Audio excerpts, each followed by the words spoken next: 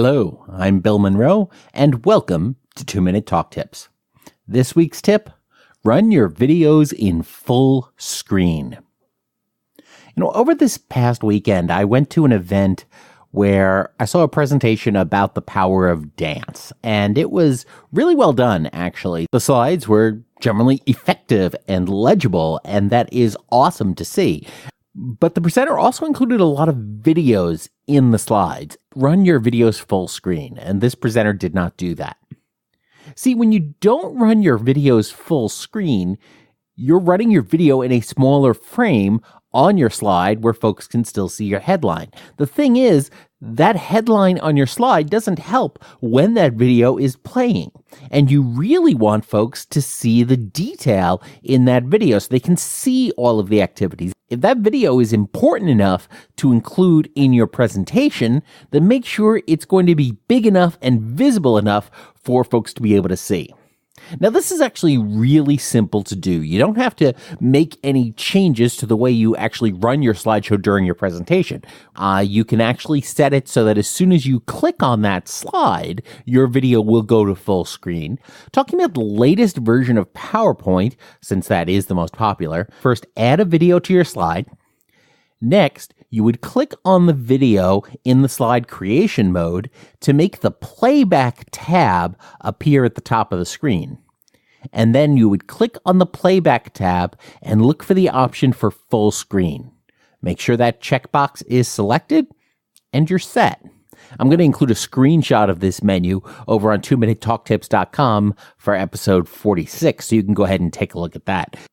But this is going to make it super easy for you to run your videos during your slideshow in full screen mode to make sure the audience gets as much of the experience as possible. Stick around. After the break, we're going to talk about 10 steps to presenting someone else's material effectively.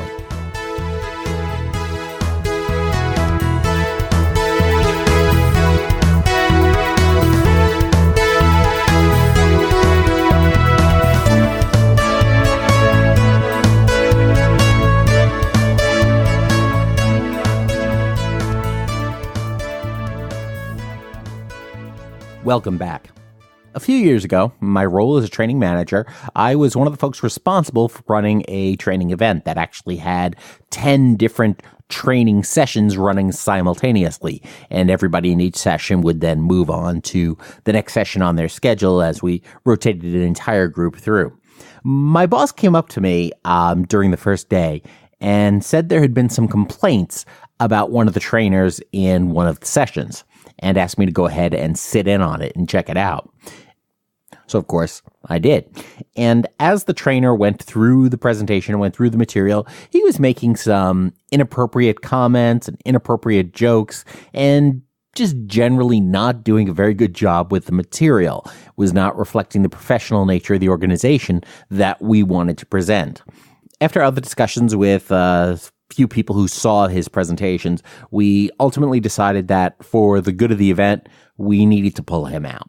So we removed that trainer at the last minute, but then we had more people who still needed to go through that session. And so at the last minute, after having seen the material just once, I jumped in and conducted the next session or two. Now, of course, obviously, this is not an ideal situation, but in the professional world, we often encounter situations that are not ideal.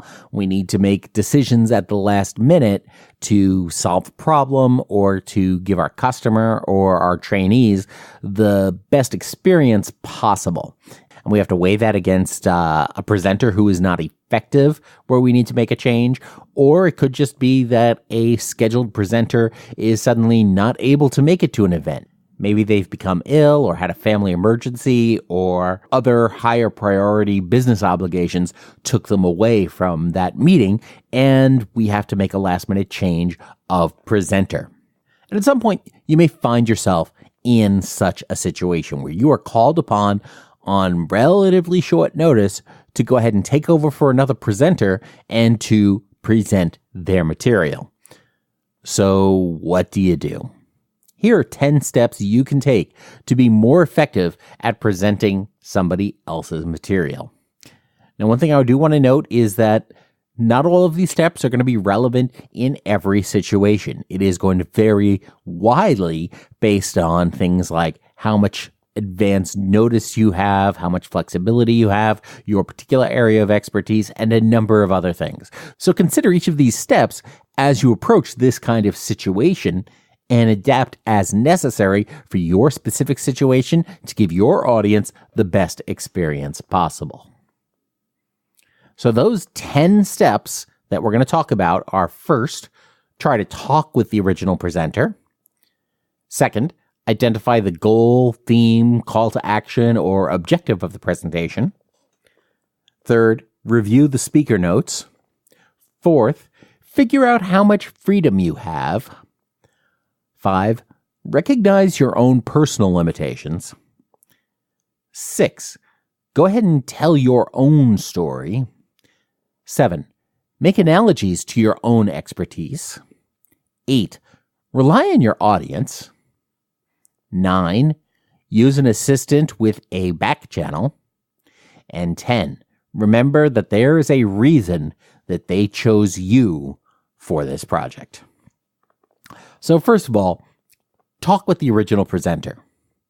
Sometimes you may have a day or two or more of warning for when you have to present somebody else's material. And if possible, you want to have a quick phone call or at very least an email exchange with the original presenter, because that person knows that material really well. You want to make sure you get the latest version of that material. You want to make sure that you take the opportunity to understand the situation that the original presenter was going to be speaking in, and to know about any particular issues or ideas or observations or anything else that the original presenter might know about that can make you more effective.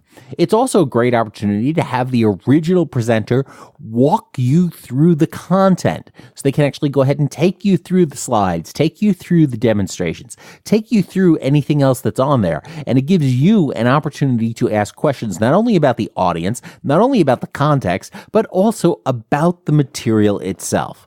Now, you may not become quite the same subject matter expert that the original presenter was going to be, but when you have that chance to talk to them, go ahead and take advantage of it. Learn what you can so you can be as effective as possible in this sometimes challenging environment. You also want to understand what any quirks that presenter might have in that slide deck. We all have different ways of presenting material. We sometimes all have different stories that we want to tell at different points. And sometimes we might just put a simple word or picture or something like that up on a slide that's going to cue us, or that is going to support the rest of the story that we have. You want to find out what those things are, especially if they're going to be less traditional than just a standard list of bullet points. You want to find out what those are and what those mean before you actually put that slide up in front of your audience. And talking with the original presenter is a great way to do that. Second, identify the goal, the theme, the call to action, or the objective of the original presentation. Now, obviously, I talk a lot about knowing what your goal, knowing what your objective, knowing what your call to action is. I often favor going ahead and putting that up in one of your early slides to actually show your audience what you're going to want them to do, or to include that as a wrap-up to tell them what you've done. Understanding your goal, your objective, your call to action is also one of the first steps you need to take to make sure that you develop your own presentations appropriately. Now, of course, not everybody does that, though. And if the call to action or the objective of this presentation is not immediately evident to you, then you need to take a step back and you need to figure out just why that other presenter was planning to talk about this material. What were they hoping to accomplish? If they haven't gone through some of these exercises, and if they haven't thought this through in some of the best practices for developing content, they might not have clearly articulated that goal or that CTA even to themselves. You need to figure out what that is before you start speaking. And hopefully you can extract that from the content. Maybe you can extract that from the reason the presentation is being held, or maybe you can extract that from a conversation with the original presenter. But you might need to do a little bit of work here. because ultimately you still need to give your audience the WIFM, the what's in it for me, or the WBTU, why bring that up? You need to be able to address these questions for your audience even when your audience doesn't ask them. And the only way you're going to have these answers and these justifications for your audience is if you've gone ahead and thought through what was in this original material to begin with and why it was there. Number 3, review the speaker notes. If this is a slide deck that is going to be used a lot or that is going to be distributed to a lot of different folks, there may very well be speaker notes in that deck. The speaker notes, of course, are on the screen that you see in presentation mode, where you as the presenter can see additional notes on the screen that the audience doesn't see. And often those notes will tell you what you're supposed to do with that slide. If those notes are in that deck, make sure you go ahead and review them. They'll provide you with valuable information, I hope. If that's a resource that's there, it's going to be a great resource for you to take advantage of. Number 4, figure out your freedom. Now, depending a lot on the context of this presentation and why you are being called upon to deliver this information instead of the original presenter, you may have some flexibility in what you're talking about.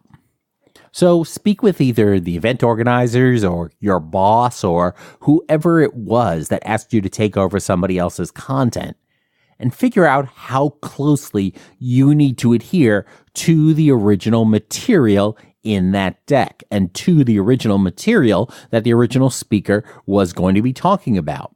If you're supposed to adhere strictly to that, could be because it's a training certification course or you're delivering key speaking points for a company's marketing plan or whatever, find that out. If you don't have to adhere to it strictly, if there's more flexibility in what you're able to talk about, then that's great, because this gives you an opportunity to add your own take to that material, to go ahead and start editing some of those slides to be more effective for the way you want to present.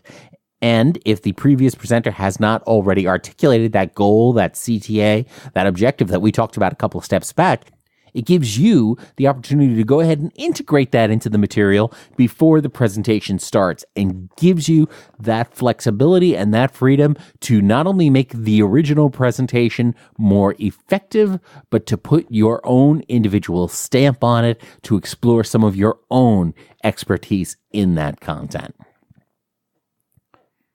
Step 5, recognize your limitations. If it's a direct colleague, you may know the same material that the original presenter was going to talk about.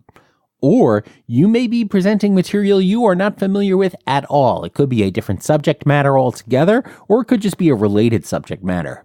Regardless, recognize the limitations that you have. Recognize the limitations of your subject matter expertise. And don't pretend to know things that you don't know. It's okay when somebody asks you a question for you to say, I don't know, but let me find out. If you don't understand the core of the material, figure out how you can go ahead and understand it before you go ahead and conduct that presentation. Or if the things that you don't understand in there really aren't directly relevant to that goal or that call to action, maybe it makes sense for you to cut those or to remove those. The key thing is to understand not only what you do know, but understand what you don't know. Don't try to fake it. Your audience will know if you're trying to fake it, and if they catch you faking it, you're going to blow your trust in that audience. And once you've blown your trust with that audience, suddenly everything you say becomes less effective. Number 6, tell your story. A lot of times we do have personal stories in a presentation. And those personal stories will help illustrate a point or a comment or help you connect with the audience. It may make sense for you to replace your colleague's personal story with your own personal story, with the stories that you are used to telling. And when you can tell your own story, you're putting your own stamp on that content. You are also talking about something that you can be more confident in. And when it comes to starting a presentation with material you're not familiar with, You can put yourself in a much better position and give yourself even more confidence by making your introduction about the story that you want to tell that is going to illustrate this content or that is going to feed into this content down the road. Figure out how you can swap in your own personal story instead of a personal story that a colleague may have already put in that content. Number 7, make analogies to your own expertise. A lot of times when we're conducting presentations, we are talking in analogies. How is something like something else? Oftentimes that material is not necessarily on the slide. It's part of the discussion. It's part of the reason why a presenter is there. Don't necessarily feel the need to use the exact same analogies that the original presenter used. For example, if I'm replacing a speaker who used a lot of sports analogies or car engine technology analogies, odds are I'm going to try and pull those analogies out and replace them with analogies about speaking or stories or about Doctor Who or Star Trek, because generally I'm not going to be credible talking in detail about the repair processes for the internal combustion engine or the rules around a lateral pass, if that's still even a rule. I'm not even sure anymore. But you want to make sure that the analogies you're using not only make things clearer for your audience, but are also analogies that you understand. And you want to tie those analogies back to your own expertise if possible, because otherwise there's a good chance that using somebody else's analogies outside of your area of expertise altogether, may end up just confusing the audience even more. Number 8, rely on your audience. Your audience, of course, wants you to succeed. An audience is generally not going to a presentation to watch the speaker fail. For a few reasons. First, most of them are going to be decent human beings to begin with, and those that aren't, well, they don't want to waste their time watching a bad speaker. They want to get the most out of their time, so they want you to be effective. That means your audience can be your ally in presenting this material. And one of my favorite things to do when I get stumped on a question is not only to, admit that I don't know the answer, but I'll often just throw it out to the audience. Hey, so-and-so, that's a great question. So how would anybody else in here handle that particular situation? Or has anyone else encountered this issue in the past? And what was the answer you came up with? Your audience will then be able to help answer those questions, and they'll also appreciate how much you are interacting with the audience, how much you are involving them in your content, and you're learning more stuff from them. Your audience can be your ally, so definitely take advantage of that. Number 9, use an assistant and ideally with a back channel. You can have somebody else in the room working to assist you. Maybe they could normally just be giving you your time signals, but what that assistant can also do for you is help look up questions that come up that the audience asks that you don't have the answer to right away, so you can continue on with your presentation. They can make notes about the questions the audience asks, so again, you can follow up on those after the session. The other thing they can do is they can also do things like manage a back channel. A back channel is another communication process that's happening while the presentation is ongoing.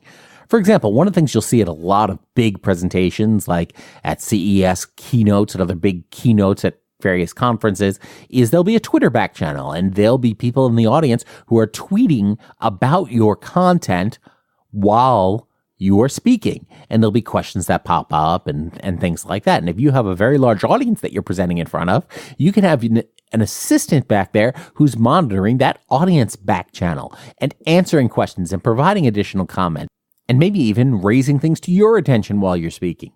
The other thing they could do, and this is going to be especially useful in a much smaller environment, and again, it depends on why you had to replace the previously scheduled speaker, but they may be able to have that originally scheduled speaker on a speakerphone or on a Skype chat. The original speaker can be listening in and then having an instant messaging chat with your assistant to provide further clarification or to answer questions while you're speaking that then your assistant can go ahead and feed to you somehow, or that can be ready to answer things as the questions go on. And they can be invaluable when it comes to following up at the end of the session. Finally, number 10, remember that there is a reason that they chose you to substitute for that original speaker. Nobody swaps speakers lightly. Nobody wants to do that. But if an original speaker needs to be replaced for whatever reason, somebody in authority has made a decision to give that job to you.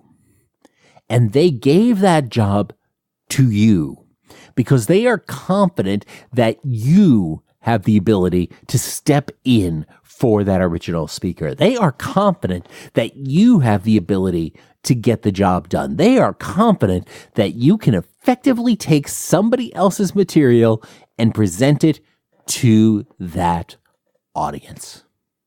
So even when you're feeling self-conscious, or if you're feeling any self-doubt, or if you're feeling some imposter syndrome while you're standing up there presenting somebody else's material, or while you're getting ready to do that, remember, other people have confidence in your ability to get this job done. Other people who are smart, who are skilled, who maybe even be an authority, they have confidence in you.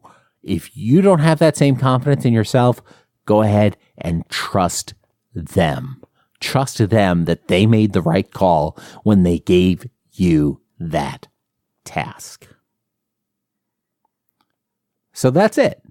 Those 10 steps to presenting someone else's material again are: first, talk with the original presenter. Second, identify the goal, theme, or call to action. Third, review the speaker notes. Fourth, figure out how much freedom you have with the material. Fifth, recognize your own limitations. 6, tell your story. 7, make analogies to your own expertise. 8, rely on your audience. 9, use an assistant with a back channel. And 10, remember that there's a reason they chose you. So that's it. I hope this episode has been helpful. If it has, please go ahead and share this episode with a friend, a colleague, or a relative, either by pointing them to how to subscribe to 2minutetalktips.com or simply sharing the Facebook or LinkedIn post associated with this episode. Have you had to present someone else's content? I want to hear your story. So go ahead and leave a comment on 2minutetalktips.com for episode 46. Next time you include videos in your presentation, go ahead and run those videos in full screen. And if you need to see what that menu looks like, be sure to, again, check out 2minutetalktips.com for episode 46. And finally, as always, don't get best, get better. Thanks a lot. I'm Bill Monroe, and I'll see you next week.